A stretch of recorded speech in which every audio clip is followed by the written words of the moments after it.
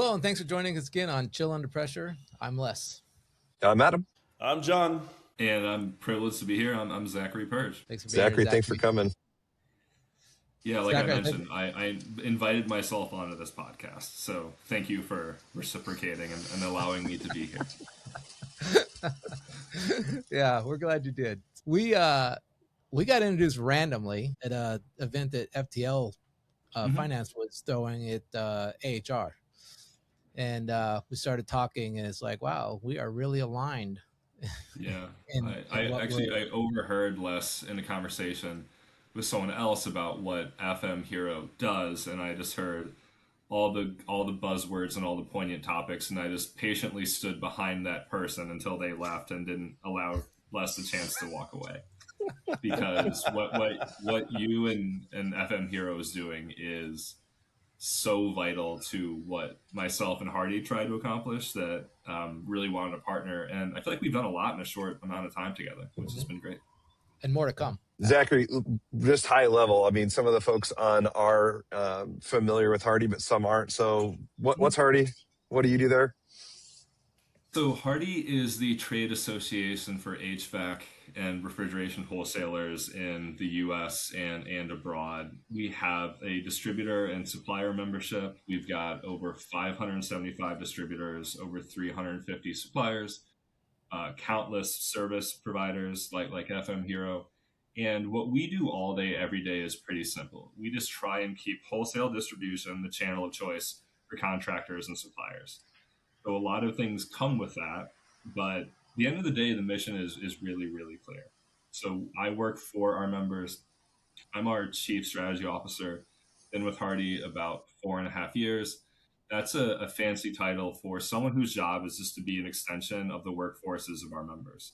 So I think of myself as working for each and every member within HARDI and trying to help them solve problems and just being a floating headcount for whatever they're trying to do. So I'm out in the field just about every week with suppliers, distributors, their customers. I try and do a lot more listening than talking. And it's a fantastic position because I hear so much from the different perspectives up and down the channel. And I try and tie that all together and just, keep people plugged into how we can keep growing as an industry. Awesome. Thanks. I just figured some folks aren't going to know. I mean, you guys, HARDI represents what, 75, 80% of all the wholesale distributors in the country? Yeah. So about 80% of the revenue that comes through wholesale HVAC is a HARDI member. And that 20% is a lot of mom and pop, 1 branch, 2 branch wholesalers that do a great job. And we'd certainly love to have them in. But I think that most of us that know the industry would be pretty hard pressed to name a distributor not in the membership. And we have an amazingly high retention rate. We kept 99% of distributors in membership in 2026, which is something to be quite proud of because distributors have a lot going on, right? This is a challenging year for a lot of different reasons.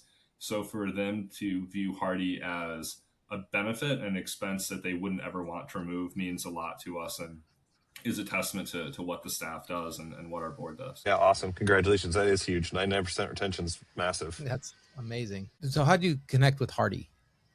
Yeah, it was, I can't say I had zero HVAC experience. I had some. So I'm going to date myself quite a bit here. But I interned for Famous Supply, a wholesaler here in Northeast Ohio, where I'm from, back in 2007. So their headquarters is in Akron, Ohio, where I grew up. And Famous was way ahead of the curve even 20 years ago, where they wanted to launch a contractor university to educate their customers on technical skills, soft skills. They saw a lot of people coming out of trade schools not super prepared, and they saw a lot of people getting into the trades that had a lot of great skills from what they'd done before, but needed to learn some of the finer points of HVAC, plumbing, electrical. So I was part of an internship group that just launched that university. And Mark Blauschild, their CEO, and Jay Blauschild, their former CEO, really just turned myself and the 2 other interns, one of which being Brian Blauschild, who runs Famous now, and just said, go out and spend a day with our customers. Go sit at a counter for an entire week and listen to what they're dealing with and how they operate and how they interact, because we want to give them something that's going to make them better long term. So great experience. Love the industry, love the people. At the time, I couldn't wait to get away from Ohio. So I got into consumer packaged goods, moved to Florida, and loved HVAC. Never thought I'd be back in, but it's kind of like the mafia. Once you're in, no matter what, you're gonna come back in. So welcome to the family. Yeah. So worked in Seems to be a common trend. goods. Worked in consumer packaged goods, kind of all over the country for over a decade. Then left and did consulting for Deloitte Consulting and mergers and acquisitions. Great experience, a lot of hours, and learned a lot about M&A. At the time, there was a leadership position open at HARDI, and Brian Blauschild, who I mentioned from Famous Supply, was on the board at the time and said there's so much M&A and consolidation going on in this space that the membership has a lot of questions that no one can really answer internally to HARDI. So that was my way in, and since then have learned so much about the industry and our membership. But it was a big 20-year loop of leaving HVAC and then getting into HVAC, and couldn't be happier to be here. It's an industry that is not going anywhere, right? There's a reason why there's so much interest from investment banks and private equity coming into our sleepy little industry. That's because it's not going anywhere, and it's growing, and it's got great people. So it's been fantastic. No 2 days of my job are ever the same in a row. And my favorite thing is just getting out and working with distributors and suppliers and working with their customers. So I do that just about every week, and I'm thrilled to be doing it. So you do quite a bit of traveling then, right? You're out. I do. And, I don't take it for granted, because probably about 30 to 35 times a year, I'll speak at a dealer or customer meeting of one of our distributors. And to me, that's really special and really important, because they're trusting me to educate their customers, the most important thing in the world to them. For them to give me an hour or 90 minutes to get on a stage and try and educate their customers about what's going on in the market, how they can work better with distributors, what they can be doing differently, what they need to reinforce, I do not take lightly at all. And it's a great opportunity for me to not only speak at these events, but go to the dinners, go to the activities, and just listen to what these contractors and dealers have to say. And so much of my job is an art and a science. Like I live in the data all day, every day, but you hear things from contractors and dealers way before they show up in the data. So it's a great experience to go out and just learn more and see what's on the horizon. So a lot of traveling. I've got 2 young kids, which I know Les is saying that's nothing. I think I have 90% less kids, fewer kids than Les. But it's a great opportunity to meet, people in the industry of all different sizes and geographies and different approaches to what they do. When you're out doing that and you're listening, you must have said the word listening up a dozen times in that spiel. What stuff are you hearing is a concern at the distributor level, and is it different than what you're hearing are worries and concerns at the contractor level? Like what things are keeping people up at night in each of those categories? So I do think there's a difference between the two. For distributors, I will tell you, in the 4.5 years I've been here, there's not been 1 year, let alone 1 month of business as usual, right? Just wanting to sell furnaces and compressors and AC units. It hasn't been like that. It's been tariffs and supply chain issues and refrigerant shortages and A2L transitions and everything along those lines that aren't what people want to be doing day in and day out. So it's caused a lot of distributors, even great ones, to not be able to think, long term. They have to think week by week, and they're constantly doing things other than what got them to where they've been. So the actual business is a bit of an afterthought, just to keeping up with what's going on in the industry. And I don't think we're ever going to have a normal year again. So If it's not an A2L transition, it's going to be something else. We thought we were going into a more typical year. This year, then you had 232 tariffs, and you had a lot of different issues within the industry. So I think the biggest issue is just wanting to get back to blocking and tackling, which may never come. In terms of contractors and dealers, one question that I always ask people is, how are you doing so far this year? And what do you think you'd be doing if you had all the people that you wanted? And it's always, we're doing great. We're up 8% year to date. If I had enough people to make all the calls that we need to and do all the work that we need to, we could be up 20%, right? So, it's been great even in my short time here. I think that so many people are getting into the trades and they see the value in it. People are realizing that a 4-year degree works for some people, not everyone. And if you're an electrician, a plumber, that contractor, you can really have a career in perpetuity. And if you want to hang your own shingle, you can.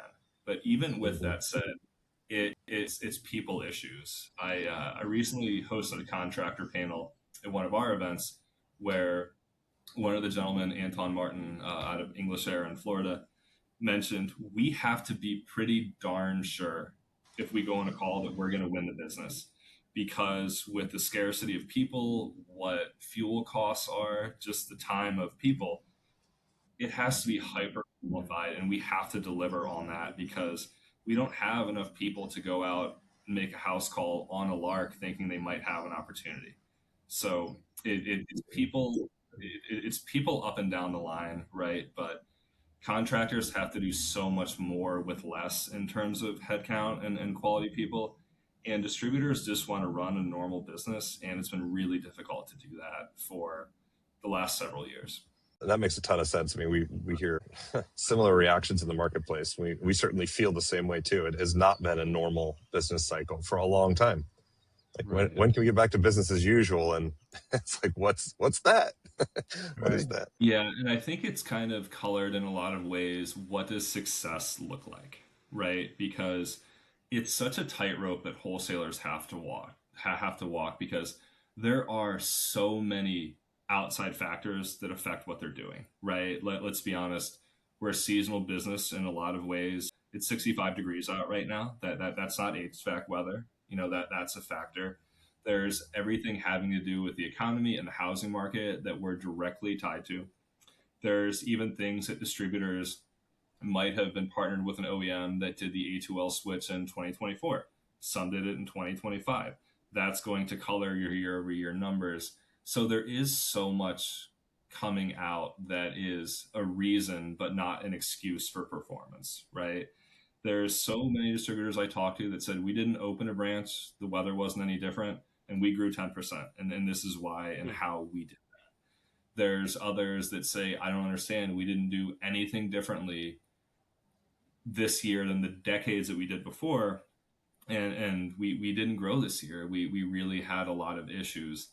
I think that the way that probably all of us on January 1st say, I'm going to eat better this year, I'm going to exercise more, I'm going to sleep more, and it's out the window by what? Martin Luther King Day? I mean, let's be honest, that so many distributors say we're going to not be as focused on revenue. We're going to focus on how many invoices we have, how much inventory we're moving, and focus on the profitability of my business. Everyone begins the year that way. But I will tell you, so often you have one bad month and you're beyond your revenue projections, and that goes out the window. And I encourage people to think as long term as they can and count invoices and count lines per invoice. Actually think about your dollar share with your customers year over year, because we've had so much pricing in our industry, and that's all fully justified. But someone could be down 15% in units and say, we still grew revenue. And my dream in life is when I'm at a reception with our members or just kind of check in with someone, and I say, how did you finish last year? Or how was the quarter? Everyone mostly quotes me in a revenue percentage number. We were up 3% in revenue. And I say, that's great. What did you actually take home, right? Because We know what equipment costs are. We know there's margin compression. We know that the cost of people, health insurance, fuel is going up and up and up. So that top line number is pretty deceiving. Misleading. Yeah. Yeah. Like, there's the phrase that sales hide sins. And I think that 2025, we'll all agree, was not a fun year for the industry, right? We had, once again, refrigerant shortages, tariffs, A2L transition. But by and large, the channel grew over 3%, right? In terms of revenue. Profitability, I think, was a different story. And so much of that came with pricing. So I think that we have to be consistent in how we're looking at distributor performance. And most of them are, the really good ones are, but it's just such an atypical environment where you have to be looking at a lot of different factors other than just top line growth. So Yeah, it makes a you ton of mentioned, sense. yeah, you mentioned that there's a lot going on for distributors, right? A lot of different manufacturers, a lot of different parts. What are you carrying? How many SKUs? And so I'm curious, like, because you talk to the contractors too, and you don't think about all those little nuances. What do you think something that people don't understand, like contractors don't understand, that's a difficulty, um, that hurts the relationship, like an expectation maybe that's just Yeah. realistic. I think in our industry and for most all industries, bad news travels slowly, right? And, we do a voice of contractor survey every year. We've done it forever.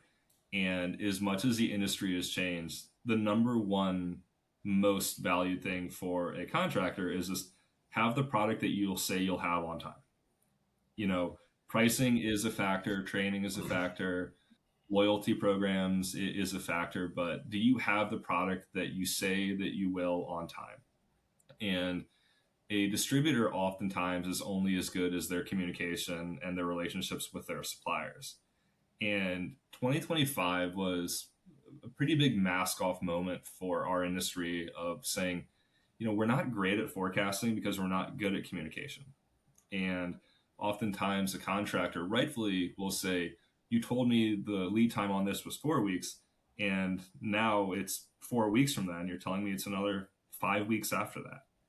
How does that happen, and how can we avoid it? And in a world where everything is running away with pricing and inflation, communication is still free, right? Communication has not hit in terms of becoming more expensive. And I can't tell you how many distributors say, like, we can't really forecast because our contractors don't forecast, right? If it's hot, they're going to be busy. If if the economy is good or housing market's good, they're going to be busy. So suppliers say, we try and forecast and produce as well as we can. We don't get great forecasts from our distributors. And I think that so many of the conversations that happen up and down the value chain are purely transactional and not enough of actual partnerships and building strategies. You'd think that pure transactional conversations would lead to better forecasting and the just the facts aspect of it, but it's really the opposite because people aren't thinking long term and understanding how they're actually growing together. Well, I think that dovetails into what you said earlier about the revenue piece. If you're only looking at revenue numbers, I mean, in a similar fashion, it's not the same conversation, but it's a similar mistake, right? That number is masking and hiding, and is actually a poor indicator of your actual performance in a lot of ways. Yeah. And the truth is always going to be somewhere in the middle, right? So in 2020 and 2021, there was, the black swan event of record pricing and record demand in the HVAC industry, right? People were working from home. People thought and cared about indoor air quality for maybe the first time. People weren't going on vacation. They were locked in their houses, and they had potentially stimulus checks, and they were putting that into their systems, right? And any distributor who had a box in their DCs probably sold it, right? And then, we saw tougher times in 23, and people might say, gosh, I was the best distributor in history, and now I'm the worst. And the truth is always in the middle. And I think right now, as much as it's an atypical business environment, the truth is kind of somewhere within that. But, one thing that I am fascinated by every year, if anyone's ever been to the Women in HVAC conference, it's a fantastic event. I'm the token male keynote there every year, so it's always a great honor to be the dude up there. But they do such a Nice work, fantastic Zach. job. They do such a fantastic job of having women from the trades or distribution or the supplier side that have been in the industry for 30, 40, 50 years, right?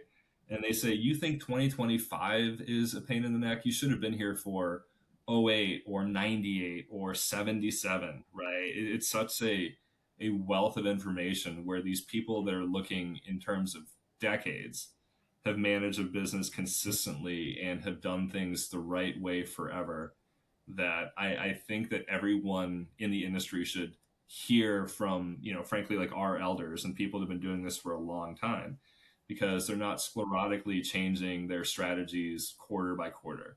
And I think the more that we can just communicate consistently and think long term, I think it alleviates so many of the issues that we see crop up a lot. One of the topics that we talk about a lot with you all, and really what kind of spurred on your interest with overhearing less, is our shared concern about this transition and the volume of refrigerant that we have today and what's going to happen in the next couple of years. And I'm curious if your distributor networks and the contractors you run across, I know we're all talking about it, but it seems like a lot of folks just are like, yeah, we've heard that before, and we'll believe it when we see it. Kind of what's your sense? I so often, myself, our CEO Talbot G, Alex Affairs, who FM Hero works really close with, our head of government affairs. Sometimes I feel like we're back in time and we're on planet Earth with all the dinosaurs, and we see the asteroids slowly coming towards us, and we're like, folks, other dinosaurs, we can build a wall or like a giant net that can block this off. This is within our control. We can do this. And a lot of the dinosaurs are like, yeah, that's it's the end of the decade, or something will change, and the asteroid is either going to crash into the planet or crash into our net, right? And I've been showing charts and graphs, and I've been telling it in terms of like narrative stories. I've done every different iteration to try and instill that this is a reality and this is happening. And we've seen this happen in Europe before, where they've had, similar regulation, and we saw the result of it. And, I'm pointing over the ocean, like, this has happened, folks. I think that there's an awareness of it. I think that a lot of distributors, contractors do a really good job of it. And they frankly don't shout it from the rooftops because they see it as a huge strategic advantage, right? They're banking with reclaimers, they're banking with distributors. They see it on both sides. They see it on both sides of the P&L, right? They see it as, yes, a cost, but also a revenue source. And we really are all in this together. And I do think that's why the work that you're doing is super strategic and is an actual solve, right? But it's going to take all of us pulling in the same direction, or we're going to look back at 2025 as like the golden summer. Like, that was great. Remember, we only didn't have refrigerant for a couple weeks. And, we don't want to, no offense to, ammonia and propane, but we want to continue operating with what we know and what's safe. And there are states that have, made some of these refrigerant changes, and it's been really difficult. And I want to tell people that this is not a boogeyman story to tell you before bed. This is a reality. So there are more reclaim opportunities and programs than there are ever before. And it's not a nice to have.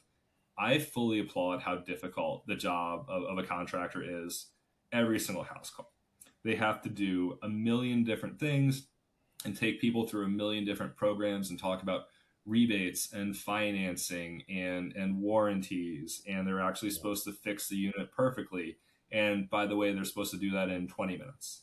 That's and right. And for virtually free. There, and while you're there, recover all the gases, and sell someone, a complete new system.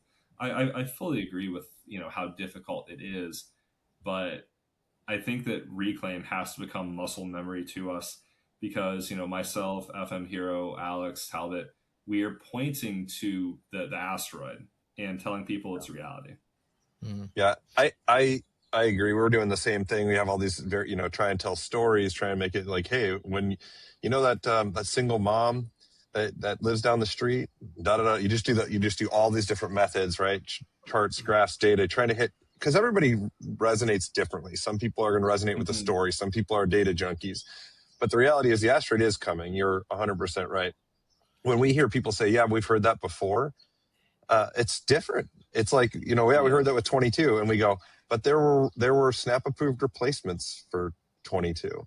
There was a lot of large scale equipment that was converted out of 22 that helped fill the pipeline. The vast majority of these of the HFC problem is going to come in these smaller, light commercial residential systems where they all need gas, and if you can't get it, you can't get it. And you could be installing a system today that in 3 years you can't get gas for.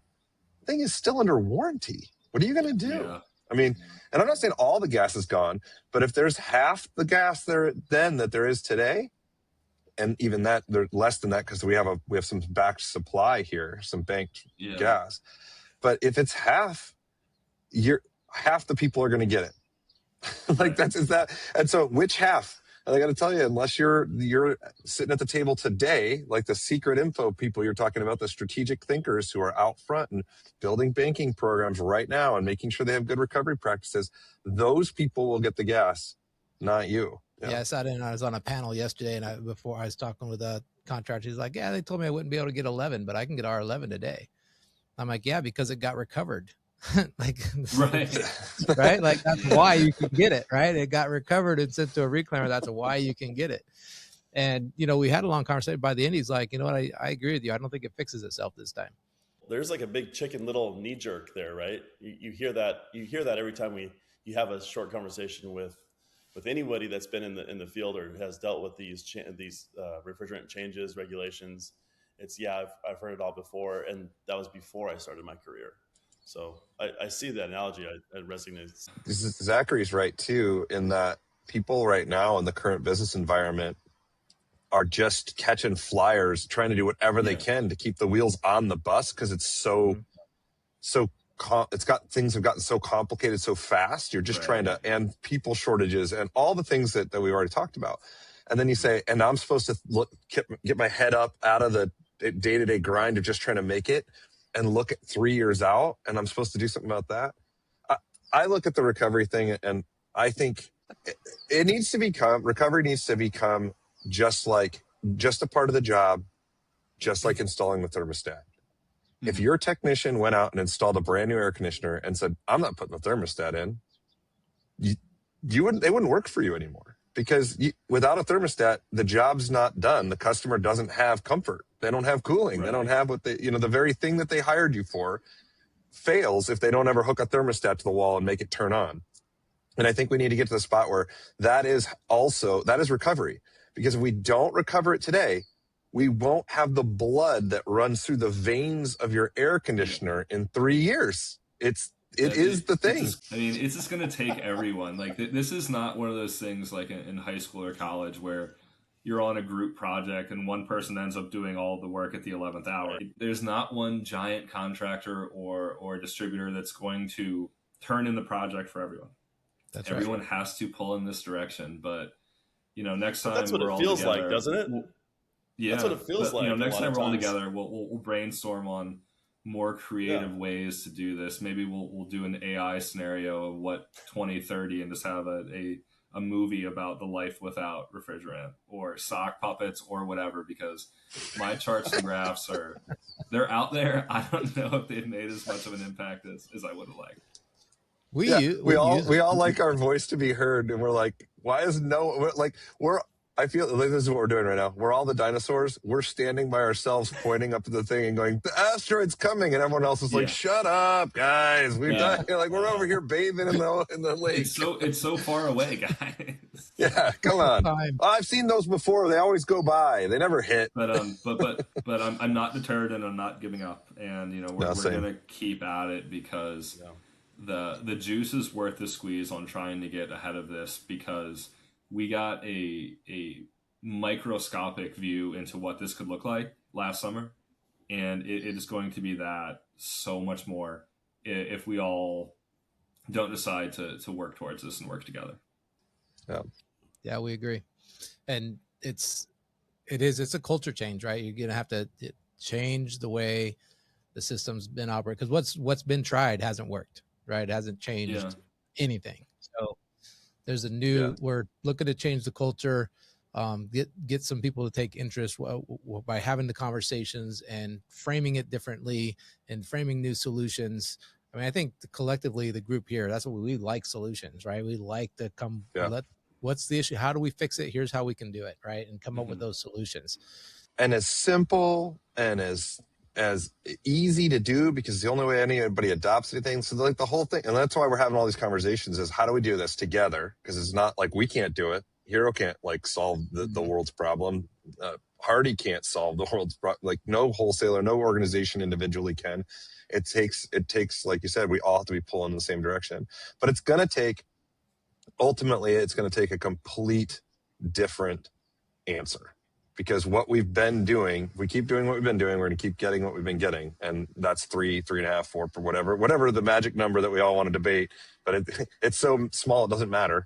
That 3% recovery rate it has to change. That's the problem. And it has to change not by like a little, it needs to change by 10x.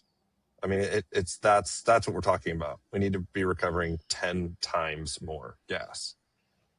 So, but that's why we've been so fascinated and grateful for what you all do, because this is going to have to be a multi-pronged approach at every step of the process to try and make it better. And there are more incentives than before. I think that just like anything else, people have to be told a few times about why this matters to them.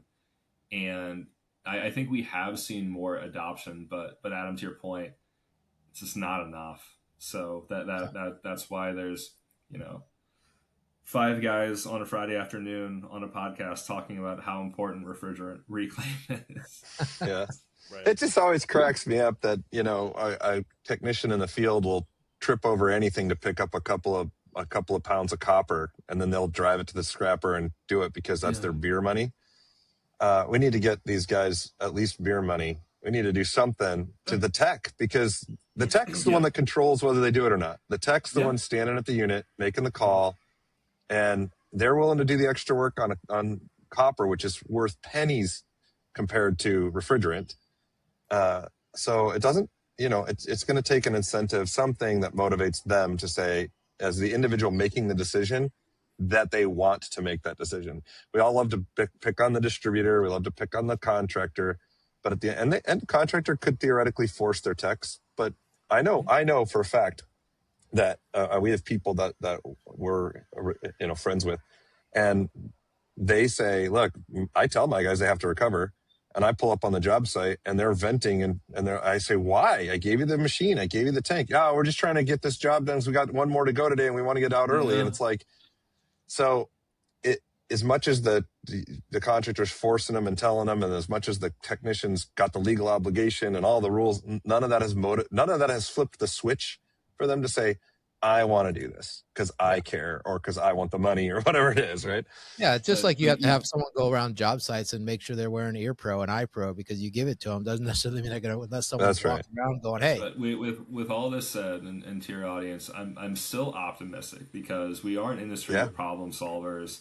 We're committed to doing the right thing for homeowners, for the businesses, as much as it might not seem that way, like for the environment. And, people, I think we are not an industry that takes things lying down, but I just want to make sure that we're not getting closer to the asteroid. And then, 1 month before, everyone's reclaiming, and like, guys, a little bit too little too late. Yeah, yeah. That's right. And to your point, we're excited about the relationship we've started and where we're moving and bringing solutions and just moving that ball forward in a collaborative way.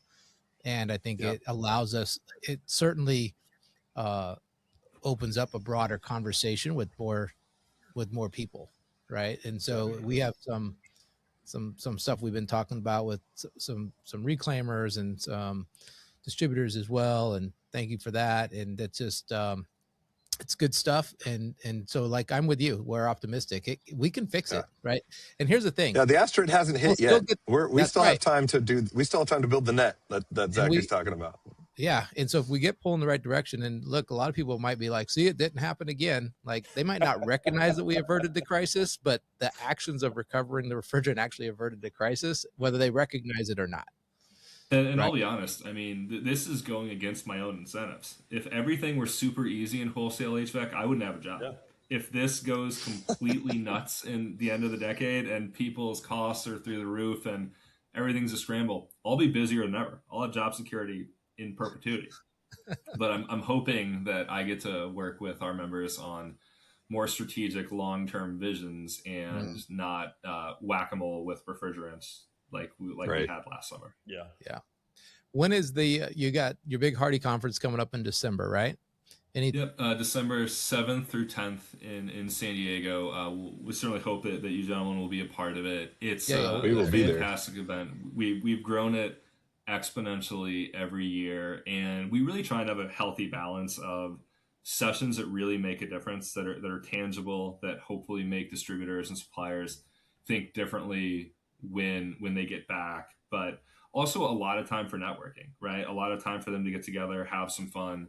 It's in San Diego in December this year, so for those of us in colder climates, thaw out a little bit, but we've grown our distributor count a ton year over year. Our suppliers are fantastic partners that see the value in it. A little bit of a peek behind the curtain. Myself and Allison Green, our marketing director, we curate all the sessions that go into this conference. And her and I work morning, noon, and night on making sure we have the most pertinent information that distributors can ever possibly want to hear. And I will tell you, this is the first year in her and I doing this together where we have too many good sessions. There are things that we feel these are the topics that are super relevant, and we've had people that are experts in their own fields reach out to us. So I feel really strongly about the content this year, and looking forward to another great event. It seems super far. It'll be here before I know it.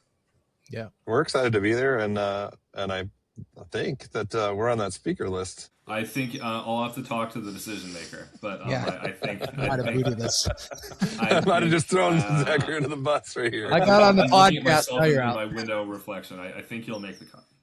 All right, very good. We definitely will be there. Like myself, people like myself at the bottom of the totem pole that actually do the work.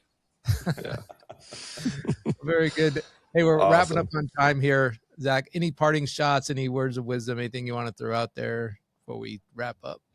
Yeah, just to your audience, whether it's contractor, distributor, anyone, think long-term and over-communicate, right? It's really easy to get wrapped up in 1 month of numbers. It's really easy to point and say, there's no new construction in my market, housing is dead, we're going to change what got us here and made us successful. That you're in this industry because you work hard and you're talented, and stick with what got you there, and don't just have the conversations with the TM of what percent up are you this year, and when distributors are talking to suppliers, what's the lead time. Think about, how can we grow this business together? How can we serve the homeowner better? How can we be creative, and how do we work cohesively, not for July and August, but July and August of 2030. And, when we do that, things tend to smooth themselves out quite a bit. So, we're having as good of a year to date as I could have hoped. And, hopefully the weather gives us what we need, but, let's just stay focused on strategy and communication. Everything else is going to work itself out, and keep reclaiming. Yeah. There you go. Love it. Great Awesome. close. Hey, that's it, everybody. Thanks for joining us again on another episode of Chill Under Pressure. I'm Les. I'm Adam. I'm John. And thanks, gentlemen, for having me so much. Thanks for having me on the podcast. I invited myself on too. Exactly. Exactly. We'll see you next time. We'll see you next time on Chill Under Pressure.